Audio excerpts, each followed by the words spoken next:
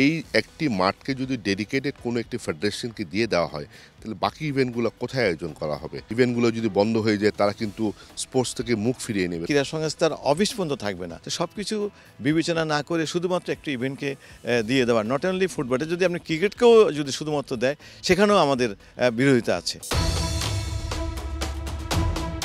চট্টগ্রামের M A Aziz stadium জানিয়ে চলছে টানাটানি। দড়ির এক প্রান্তে বাফুফে, অন্য প্রান্তে চট্টগ্রাম জেলা ক্রীড়া সংস্থা। একটা সময় এই মাঠে ইন্টারন্যাশনাল ওয়ানডে ও টেস্ট এমনকি বিপিএল এর ম্যাচও অনুষ্ঠিত হয়েছে। তবে সেসব আর অনেক বছর না হলেও এখানে নিয়মিত আরও প্রায় 32টি ইভেন্টের খেলা অনুষ্ঠিত হয়ে থাকে। তবে হুট করে বাফুফেকে প্রায় 25 বছরের জন্য এই মাঠ বরাদ্দ দেয় বেঁধেছে বড় রকমের বিপত্তি। গেল 2রা জানুয়ারি জাতীয় ক্রীড়া পরিষদ বাফুফেকে 25 বছরের জন্য লিজ দেয় এম এ আজিজ স্টেডিয়াম। এ সিদ্ধান্ত বাতিলের দাবি জানিয়ে গেল 8 জানুয়ারি ক্রীড়া উপদেষ্টা বরাবর স্মারকলিপি পাঠায় চট্টগ্রাম জেলা ক্রীড়া সংস্থা। এই একটি মাঠকে যদি ডেডিকেটেড কোনো একটি ফেডারেশনকে দিয়ে দেওয়া হয় তাহলে বাকি ইভেন্টগুলো কোথায় আয়োজন করা হবে? এখানে কিন্তু অল্টারনেটিভ কোনো ভেন্যু নেই যে ওইগুলো ইভেন্ট কিন্তু আয়োজনের মতো কোনো ভেন্যু নেই। 32টা ইভেন্ট আমরা হিসাব করি, এখানে 8 থেকে 10,000 স্পোর্টসম্যান অ্যাথলেটদের কিন্তু জীবিকার কিন্তু প্রশ্ন আছে। ইভেন্টগুলো যদি বন্ধ হয়ে যায় তারা কিন্তু স্পোর্টস থেকে মুখ ফিরিয়ে নেবে। যখন এই ফিফা এটাকে ডেভেলপ করবে as a football ground, international football ground, সেখানে আপনার সমস্ত স্থাপনাগুলো তাদের আওতায় চলে আসবে। শুধুমাত্র এই মাঠটি নেবে তা তো নয়, কারণ এখানে বিভিন্ন ফ্যাসিলিটি তাদেরকে প্রোভাইড করতে হবে, এখানে অফিস তাদেরকে আনতে হবে। সেক্ষেত্রে ক্রীড়া সংস্থার অফিস পর্যন্ত থাকবে না। আদার যে ইভেন্টগুলো হবে যে অফিসের কন্ট্রোলে আমাদের ক্রীড়া সংস্থার, সেগুলো বন্ধ তো হবেই। এখানে আপনার ফ্যাসিলিটিটা অনলি মাত্র ফুটবল। মডার্ন যুগে স্টেডিয়ামগুলোতে যে ফ্যাসিলিটিস দরকার, আমাদের স্টেডিয়ামগুলো কিন্তু গড়ে উঠেছে কিন্তু পাকিস্তান আমলে, অনেক পুরানো হয়ে গেছে। সুতরাং এখানে কিন্তু ওই ফ্যাসিলিটিসগুলো 100% এনশিওর করা যাবে না।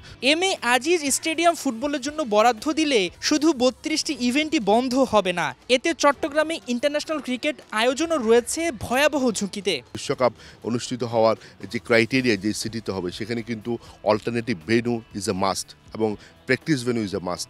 সুতরাং এই ভেন্যুটাকে যদি ফুটবলের জন্য ডেডিকেটেড করে দেওয়া হয় তাহলে কিন্তু ভবিষ্যতে এখানে ইন্টারন্যাশনাল কোনো ক্রিকেট ম্যাচ আয়োজন করাও কিন্তু সম্ভবপর হবে না। স্বাভাবিকভাবে যখন ফুটবলে মাঠ হয়ে যাবে, এখানে তো এই লক এন্ড কি থাকবে, এটা তো আর অন্য কেউ খোলার সম্ভাবনা নাই। তার সেখানে আমাদের ক্রিকেটটাও আমাদের ধ্বংস হয়ে যাবে। তবে যে এম এ আজিজ স্টেডিয়ামের জন্য সংগঠকদের এত মায়া, সেখানে কি সত্যি খেলাধুলা হয়ে থাকে নাকি এর পেছনে লুকিয়ে আছে অন্য কোনো স্বার্থ? নিয়মিতই এখানে কিন্তু খেলাধুলা হচ্ছে।